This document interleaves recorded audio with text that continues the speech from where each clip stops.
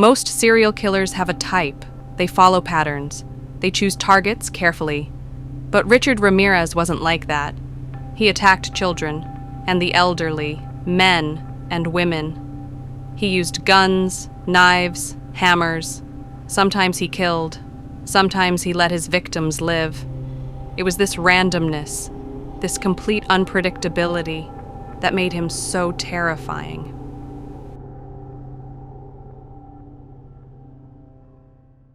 Richard Leyva Ramirez was born in 1960 in El Paso, Texas.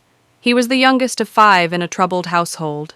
His father, Julian, was abusive, violent, and angry. Richard also suffered multiple head injuries as a child, injuries that caused seizures and likely contributed to his later behavior. But perhaps the most disturbing influence was his cousin, Miguel Mike Ramirez, a Vietnam vet who bragged about raping and killing women overseas. He showed Richard photos, graphic photos, of his crimes. Then, when Richard was just 12 years old, he watched Mike shoot and kill his own wife, right in front of him. Chapter 3. From Teen to Night Stalker.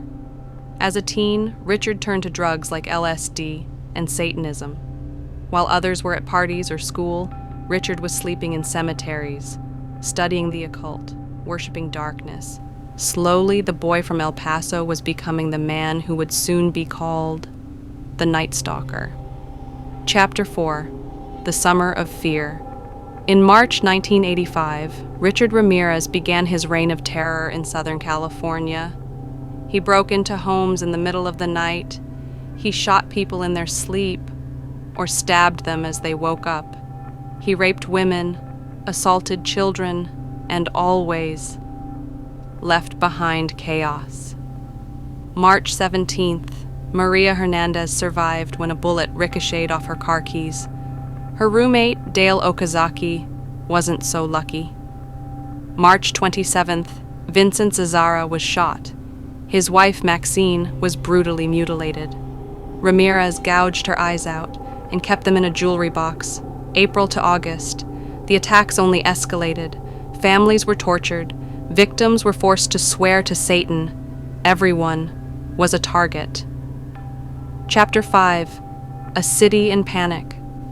Los Angeles was gripped by fear. Families slept with lights on. Hardware stores sold out of locks. Gun sales skyrocketed. No neighborhood felt safe, not even the rich.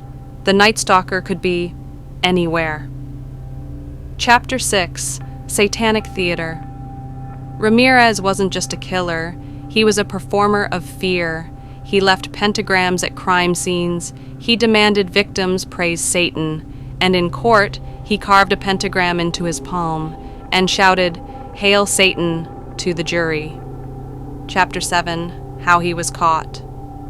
On August 30th, 1985, Richard Ramirez was caught, not by the police, but by the people. He was recognized in East Los Angeles, chased down by locals, and beaten until police arrived. The city that feared him took him down. Chapter 8. Trial and Sentencing.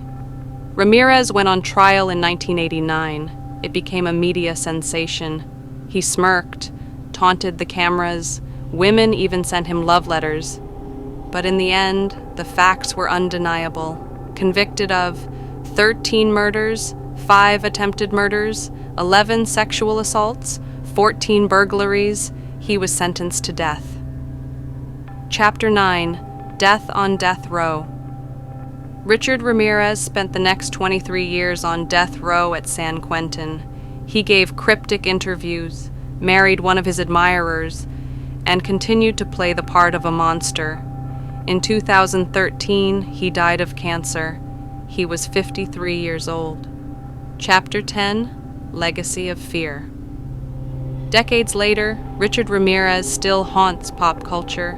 He's the subject of documentaries, books, and endless true crime discussions. His legacy isn't just the murders, it's the fear he created, the way he made an entire city feel unsafe in their own homes.